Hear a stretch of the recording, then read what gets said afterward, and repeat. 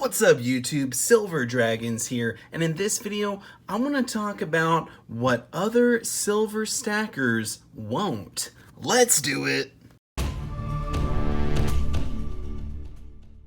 Thank you so much for watching my video. I sincerely appreciate it. If you're new here to my channel, definitely consider subscribing for more awesome precious metals related content. But in this video, I'm talking about what other silver stackers won't talk about. So we're going to get into some of the negative aspects of silver stacking, some things that other stackers will keep hush hush and not mention on their channel.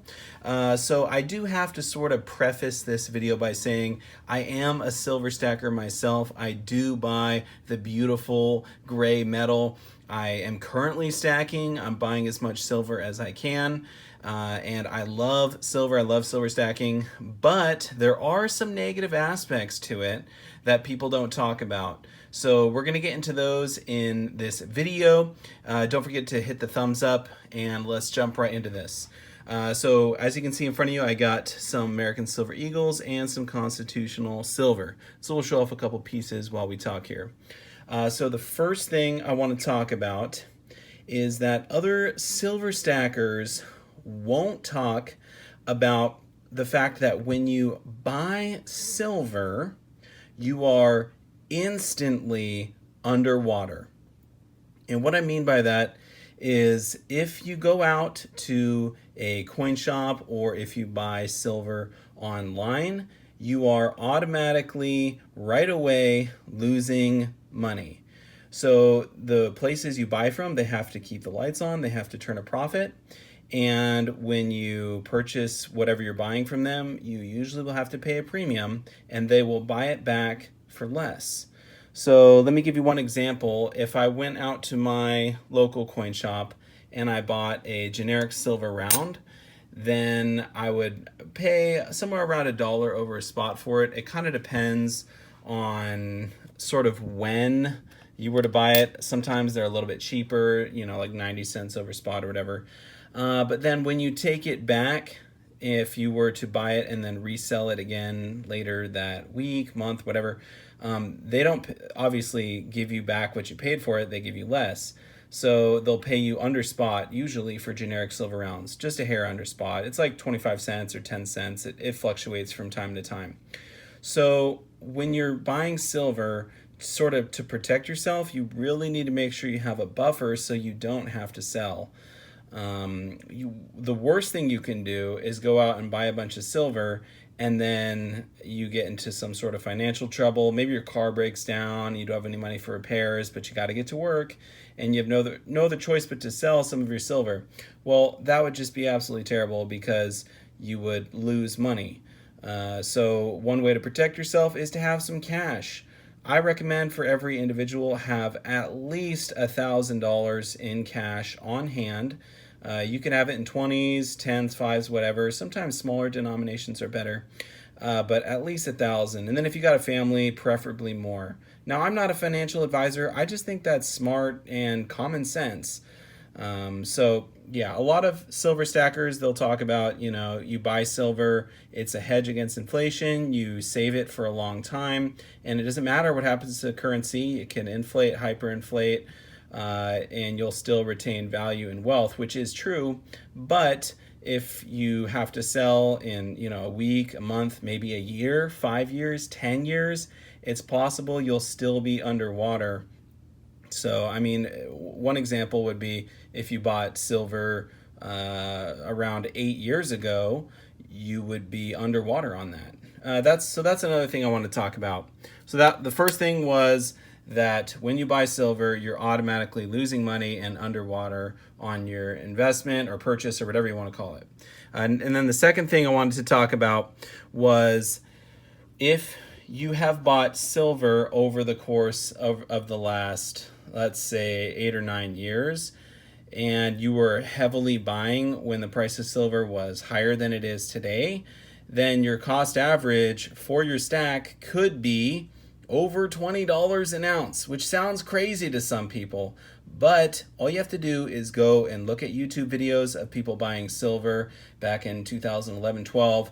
when the price was much higher. In fact, I watched one recently. It was someone buying, what were they buying? They were buying Philharmonics from Austria, beautiful coins, but they were paying like $33 an ounce. And it was kind of almost comical watching the video, because they're just saying, you know, oh my gosh, the price of silver just keeps going up and up and up. You know, it seems like it's never going to stop. Well, little did they know, it got up to around $49 an ounce and then tanked. And recently we've been seeing prices in the $14, $15, $16 range. As I'm filming this video, we're in the $16 range right now. So if you had bought silver really heavily back then and you haven't been buying very much with the sort of low-ish prices in the $15, $14 range, then your cost average could be quite high. I know there's a lot of silver stackers on YouTube with a pretty high cost average for their stack, and they don't really like to talk about that. So that's one thing other silver stackers won't talk about, or rarely talk about, is their own personal cost average for their stack. Mine is under $20, which is great. The highest I've ever bought silver was around $17.50 spot price last year, maybe around $17.30. And then the lowest I personally bought was when spot was $13.89, I believe, last year. I was able to pick up 10 ounces at spot. I got a spot deal, so isn't that insane? $139 for 10 ounces of silver. Woo, that was a killer deal. I wish I could do that again. But anyway, so a lot of silver stackers won't mention the fact that they are underwater when you buy it, and then also they're really underwater since they've been stacking since 2011 or 12. And the thing is, there is a lot of people that started stacking around that time. You know, you might be thinking, oh, it's probably not that many. Well, the media was actually blowing up silver and gold. Show a little piece of gold here. Oh, I love this little 1/20 of an ounce Libertad from Mexico. Yeah, I got to show this off every now and again. But the media was just exploding over the price, and there, you know, gold is higher than ever, silver is higher than ever, and you saw it in the news, you saw it on billboards, and lots of people got into precious metals around that time. So there are a lot of people with high cost averages on their stack, and they don't like to talk about that. So that's one thing. If you start silver stacking now, if you start buying silver today, we don't know what the future holds. So the price as I'm filming this video is around $16.50 for an ounce of silver, but it could drop. Last year it was in the $13 range. It could drop back down that low or even lower, and it could stay that way for quite some time. Usually when you're buying silver, you're sort of buying it for the long term. I personally don't want to sell any of my stack for the next 30, 40, 50 years. And so I'm stacking for the long haul. But we don't know what's going to happen in the next 5 or 10 years. Generally speaking, the price of silver does go up over time, and the value sort of remains the same. The buying power of your silver will essentially remain constant. That's the reason why most people buy silver, sort of as a hedge against inflation. You know, one good example of that would be recently Venezuela had hyperinflation in their country, and their money, pretty much all their currency went to zero. But if you had silver or gold, then you still had purchasing power and value there. So if that were to happen today, then it would be awesome to have precious metals and not be stuck in the sort of currency crisis that would be going on. But anyway, we don't know what's going to happen with the spot price of silver. I personally have no control over it. No one that I know has control over the spot price of silver. If we did, we'd probably be making a lot of money. But, you know, unless you're JP Morgan or the Hunt Brothers or, you know, the Rothschilds or something, you probably can't pull any strings and make anything happen. So we just kind of got to wait and see what's going to happen with the spot price. Yeah, a lot of people think that it's going to go up if we go into a recession. I personally think that would be the case. But, you know, like I said, we'll just sort of have to wait and see. So that's a thing that people don't talk about that I'm bringing to attention, I guess, in this video, or I'm at least talking about. One other thing that I wanted to talk about, if I get this barber, these barbers are so slick, but they are beautiful. One other thing I wanted to talk about was that some silver stackers are actually not really silver stackers, although their stack might be all silver.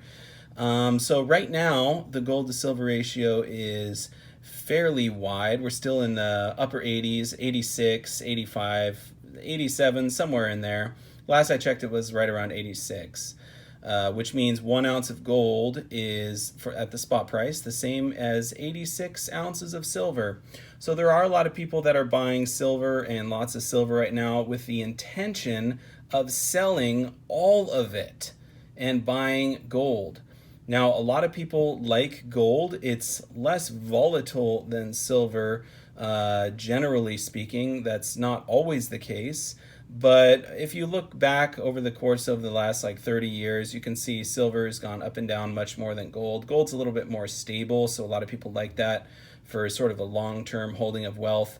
And so there's a lot of people that are buying silver right now that seem like silver stackers. They're buying, 100,000 ounces, whatever, but they have the intention of selling it and buying gold when the ratio tightens.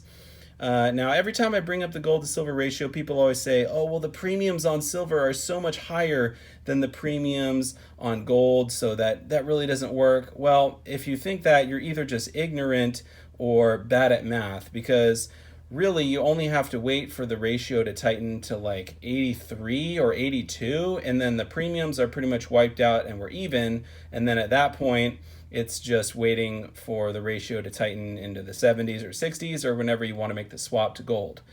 So it's literally just a simple math problem.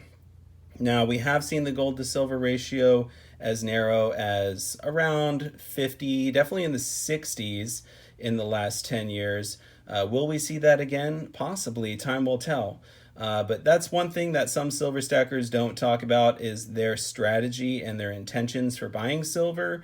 And a lot of them, they just want to swap that for gold when the time comes. Now, I personally might be tempted to do that. I think I probably would, not my entire stack, but definitely a portion of it, because it's great to diversify and have some silver and some gold for holding long term. So if we do see the ratio tighten to like probably 1 to 60 or even lower, then I'd be very tempted to sell some silver and pick up gold. So we'll see what the future holds, but I definitely wanted to talk about that in this video. So those were sort of the three main things. There are some other things that silver stackers don't really talk about. Sometimes they'll keep good flips on the hush hush if they are thinking about doing a good flip and they don't want a lot of people to know about it.